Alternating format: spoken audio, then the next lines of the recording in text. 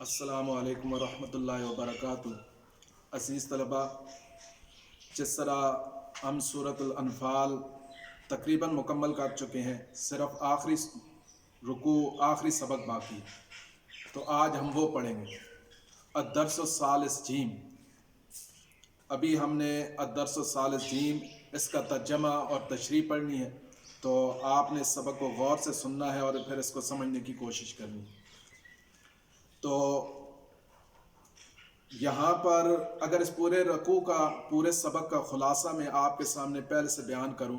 تو اس کے اندر دو چیزوں کا بیان ہے۔ پہلی دو آیات کے اندر قیدیوں کے بارے میں، وہ لوگ جو کہ بدر کے اندر کافروں کے کفار کے جو ساتھی تھے وہ قید ہو کر مسلمانوں کے پاس آئے، تو پہلی دو آیات کے اندر ان کا ذکر ہے، اور اس کے بعد والی جو آیات مبارکہ ہیں اس کے اندر اللہ تبارک و تعالیٰ نے مہاجرین اور انصار کے بارے میں کچھ باتیں ذکر کی ہیں۔ تو تقریباً پورے رکوع کے اندر پہلی دو آیات کے اندر قیدیوں کے بارے میں، جو بدر کے اندر کفار کے قیدی تھے ان کے بارے میں، اور بعد والی آیات کے اندر مہاجرین اور انصار کی کچھ صفات اللہ تبارک و تعالیٰ نے بیان کی ہیں اور ان کے بارے میں کچھ احکامات بیان کیے۔ تو سب سے پہلے اللہ تبارک و تعالیٰ نے اپنے نبی سے فرمایا اس رکوع کے شروع میں، یا ایھا النبی قل لمن فی ایدیکم من الاسری۔ ذرا اس کا پس منظر سن لیں کہ جس طرح آپ کو معلوم ہے، اس سے جو پہلے والا سبق تھا اس کے اندر ہم نے پڑھا تھا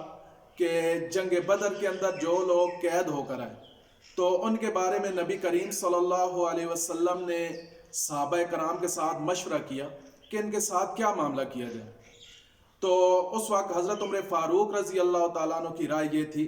کہ ان قیدیوں کو قتل کر دیا جائے، اور جو قیدی جس کا رشتہ دار ہے، کیونکہ وہ لوگ مکہ سے آئے تھے اور مہاجرین بھی جو تھے وہ بھی مکہ سے ہجرت کر کے آئے تھے، تو جو جس کا رشتہ دار ہے وہ اس کے حوالے کیا جائے اور وہ خود اس کی گردن اڑا دیں۔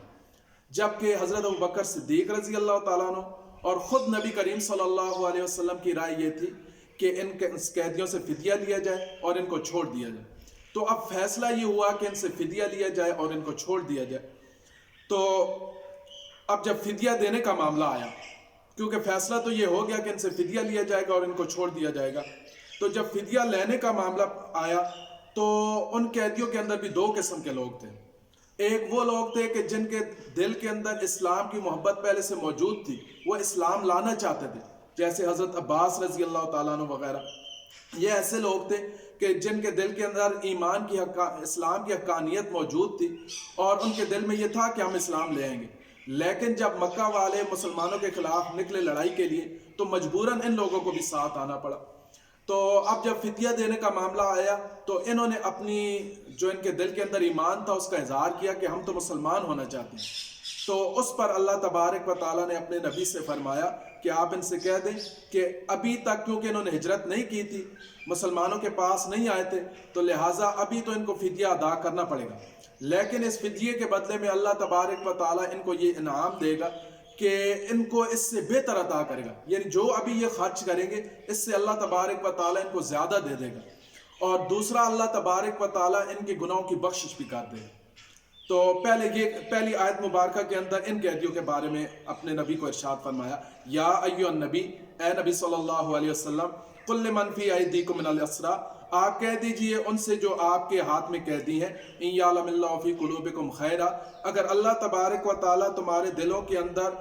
نیکی کو معلوم کرے گا، یعنی تمہارے دل کے اندر ایمان کا جذبہ موجود ہے، وہ جب سامنے آ جائے گا تو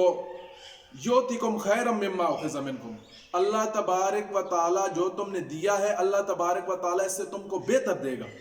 وَيَغْفِرْ لَكُمْ، اور دوسرا فرمایا کہ اللہ تبارک و تعالیٰ تمہارے گناہوں کو معاف کر دے گا، وَاللَّهُ غَفُورٌ الرحیم، اللہ بخشنے والا اور رحم کرنے والا۔ اب انہی قیدیوں کے اندر ایک تو یہ لوگ تھے جو ایمان لانا چاہتے تھے، اور اب یہ بعد والی جو آیت ہے اس کے اندر ان قیدیوں کا بیان ہے کہ جن کے اندر دلوں میں دغا تھی، جو دھوکہ دینا چاہتے تھے کہ ابھی تو ہم فدیہ دے کر چھوٹ جائیں گے، لیکن پھر مسلمانوں کے خلاف ہم اقدام کریں گے اور پھر مسلمانوں کے اوپر حملہ آور ہوں گے۔ تو ان کے بارے میں فرمایا وَإِن يُرِيدُوا خِيَانَتَكَ، اور اگر وہ ارادہ کرتے ہیں تم سے دھوکہ کرنے کا، فَقَدْ خَانُوا اللَّهَ مِن قَبْلُ، تو وہ اس سے پہلے بھی اللہ تبارک و تعالیٰ سے دھوکہ کر چکے ہیں، کہ جنگ بدر میں تمہارے مخالف آئے ہیں، فرمایا فَأَمْكَنَ مِنْهُمْ، لیکن اللہ نے ان کو پکڑوا دیا۔ اب پہلے بھی قیدی ہو کر آئے، تو اب دوبارہ اگر ایسا کریں گے تو اللہ تبارک و تعالیٰ کو معلوم ہے اللہ کی مدد مسلمانوں کے ساتھ ہے، یہ پھر اسی طرح ذلیل اور خوار ہوں گے۔ فرمایا واللہ علیم حکیم، اللہ جاننے والا اور حکمت والا ہے۔ اب جس طرح میں نے آپ کے سامنے پہلے بتایا آپ کو کہ اس پورے سبق کے اندر ایک پہلی آیات کے اندر قیدیوں کے بارے میں جو بدر میں قید ہو کر آئے ان لوگوں کے بارے میں بیان ہے، اور دوسری بعد والی جو آیات ہے اس کے اندر مہاجرین اور انصار کے بارے میں اللہ تبارک و تعالیٰ نے کچھ باتیں ذکر کی۔ تو مہاجر وہ لوگ تھے کہ جو مکہ سے ہجرت کر کے نبی کریم صلی اللہ علیہ وسلم کے ساتھ مدینہ آئے، اب چاہے پہلے آئے یا بعد میں آئے وہ سارے کے سارے مہاجر ہیں۔ اور انصار وہ لوگ کہلائے کہ جنہوں نے آگے مدینہ کے اندر ان مکہ سے ہجرت کر کے آنے والوں کی مدد کی، ان کی نصرت کی، ان کو جگہ دی اور ان کو اپنے مالوں کے اندر شریک کر لیا۔ تو ان دونوں کے بارے میں اللہ تبارک و تعالیٰ اگلی آیت کے اندر بیان فرماتے ہیں کہ یہ سارے لوگ آپس میں ایک دوسرے کے ساتھی ہیں، ایک دوسرے کے رفیق ہیں۔ تو فرمایا ان الذین آمنوا، وہ لوگ جو ایمان لائے، وہاجروا وجاہدوا باموالہم وانفسہم فی سبیل اللہ، اور انہوں نے اپنے گھر بار کو چھوڑا اور جہاد کیا اللہ کے راستے میں، باموالہم وانفسہم، اپنے مالوں کے ساتھ اور اپنی جانوں کے ساتھ۔ فرمایا والذین آووا ونصروا، اب یہ پہلے حصے کے اندر تو مہاجرین کا ذکر آ گیا، دوسرا والذین آووا ونصروا، وہ لوگ جنہوں نے ان کو ٹھکانہ دیا، ونصروا، اور ان کی مدد کی۔ فرمایا اولئک بعضهم اولیاء بعض، یہ لوگ ایک دوسرے کے رفیق ہیں، ایک دوسرے کے ساتھی ہیں۔ اب ایک تو وہ لوگ تھے جو کہ ہجرت کر کے آ گئے، اب کچھ لوگ ایسے بھی تھے جن کے دلوں کے اندر ایمان موجود تھا لیکن انہوں نے مکہ سے ہجرت نہیں کی۔ تو اب اس آیت کے اگلے حصے کے اندر ان کے بارے میں بیان ہے۔ فرمایا والذین آمنوا، وہ لوگ جو ایمان لائے، ولم یہاجروا، لیکن انہوں نے ہجرت نہیں کی، یعنی مکہ کو چھوڑ کر مدینہ نہیں آئے۔ فرمایا ما لکم من ولایتہم من شیء، تو جب تک وہ ہجرت نہ کرے تو تم کو ان کی رفاقت سے کوئی سروکار نہیں، یعنی جب تک وہ ہجرت کر کے نہیں آ جاتے، جس طرح اے نبی صلی اللہ علیہ وسلم مکہ سے ہجرت کر کے آنے والے اور مدینہ کے جو انصار تھے، آپ نے ان کے درمیان مواخات قائم کی، بھائی چارہ قائم کیا، ان سب کو ایک دوسرے کا بھائی بھائی بنا دیا، اور وہ ایک دوسرے کے اموال کے اندر ایک دوسرے کے شریک ہو گئے، تو یہ اور ایک دوسرے کے دوست اور رفیق بن گئے، ایک دوسرے کے ہمدرد بن گئے۔ لیکن ان کے برعکس وہ لوگ جنہوں نے ہجرت نہیں کی وہ ان کے رفیق اور ساتھی نہیں ہیں، یعنی وہ ان کی چیزوں کے اندر نہ شریک ہے، وہ نہ ان کے وارث ہیں، نہ ان کو بھائی قرار دیا جا سکتا ہے۔ لیکن آگے کچھ ان کے بارے میں فرمایا وَإِنِ اسْتَنْصَرُوكُمْ فِي الدِّينِ، لیکن اگر وہ لوگ جنہوں نے ہجرت نہیں کی ہے، مکہ کو نہیں چھوڑا ہے، اگر آپ سے دین کے معاملے میں مدد طلب کرتے ہیں، فرمایا فَعَلَيْكُمُ النَّصْرُ، تو آپ کے اوپر لازم ہے کہ آپ ان کی مدد کریں۔ تو آپ اگر وہ کسی دینی معاملے کے اندر آپ سے مدد مانگنا چاہتے ہیں تو آپ ان کی مدد کر سکتے ہیں، لیکن مدد کرنے کے اندر یہ شرط لازمی ہے کہ آپ جس قوم کے خلاف ان کی مدد کر رہے ہیں، آپ کے درمیان اور اس کے قوم کے درمیان کوئی امن کا معاہدہ نہ ہو۔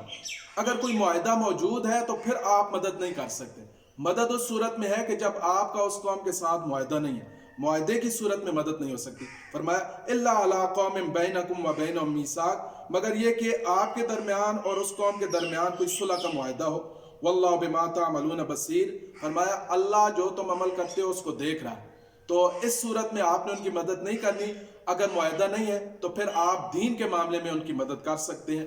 آگے اللہ تبارک و تعالیٰ نے کفار کے بارے میں بیان فرمایا۔ اب پہلے تو یہ کہا نا کہ جو ایمان والے ہیں، چاہے وہ مہاجر ہیں انصار ہیں، وہ ایک دوسرے کے رفیق ہیں، اور اس کے برعکس جو کافر ہیں، فرمایا کافر ایک دوسرے کے دوست ہیں، ایک دوسرے کے رفیق ہیں۔ والذین کفروا بعضهم اولیاء بعض، وہ لوگ جو کافر ہیں وہ ایک دوسرے کے ساتھی اور ایک دوسرے کے رفیق ہیں۔ الا تفعلوه تکن فتنة فی الارض وفساد کبیر۔ اب آیت کے اس ٹکڑے کے اندر کس بات کا بیان ہے؟ تو آیت کے اس حصے کے اندر، یہ جو آخری حصہ میں نے آپ کے سامنے پڑھا ہے، اس میں اللہ تبارک و تعالیٰ فرما رہے ہیں کہ آپ کے لیے یہ جو میں نے حکم بیان کیا ہے کہ اگر ایسے مسلمان ہیں کہ جنہوں نے ہجرت نہیں کی ہے تو وہ آپ سے اگر دین کے معاملے میں مدد طلب کرتے ہیں تو اگر آپ ان کی مدد کرتے ہیں لیکن آپ نے یہ خیال کرنا ہے کہ آپ اس قوم کے خلاف تو ان کی مدد نہیں کر رہے کہ جس کے ساتھ آپ کا معاہدہ ہے، تو ان باتوں کا آپ نے لحاظ کرنا ہے۔ اگر ان باتوں کا خیال آپ نہیں کریں گے تو پھر زمین کے اندر فتنہ فساد برپا ہوگا۔ الا تفعلوہ، اگر تم ان باتوں کا خیال نہیں کرو گے تکن فتنۃ فی الارض، تو ہوگا زمین کے اندر فتنہ و فساد کبیر، اور بہت بڑا فساد۔ تو ان باتوں کا خیال کرتے ہوئے ان کی مدد کرنی ہے، اگر معاہدہ ہے تو پھر مدد نہیں کرنی۔ فرمایا والذین آمنوا، وہ لوگ جو ایمان لائے، وہاجروا وجاہدوا فی سبیل اللہ۔ اب پھر یہ دوبارہ مہاجرین اور انصار کی اللہ تبارک و تعالیٰ ان کے بارے میں بیان فرما رہے ہیں کہ یہ سچے مومن ہیں، اور ان کے لیے ایک انعام کا اعلان کر رہے ہیں۔ والذین آمنوا، وہ لوگ جو ایمان لائے، وہاجروا، اور انہوں نے ہجرت کی، وجاہدوا فی سبیل اللہ، اور اللہ کے راستے میں جہاد کیا، والذین آووا ونصروا، اور وہ لوگ یعنی پہلے مہاجرین آ گئے، اب والذین، وہ لوگ آووا، جنہوں نے ان کو ٹھکانہ دیا، ونصروا، اور ان کی مدد کی، اولئک ھم المؤمنون حقا، فرمایا یہی لوگ سچے مومن ہیں۔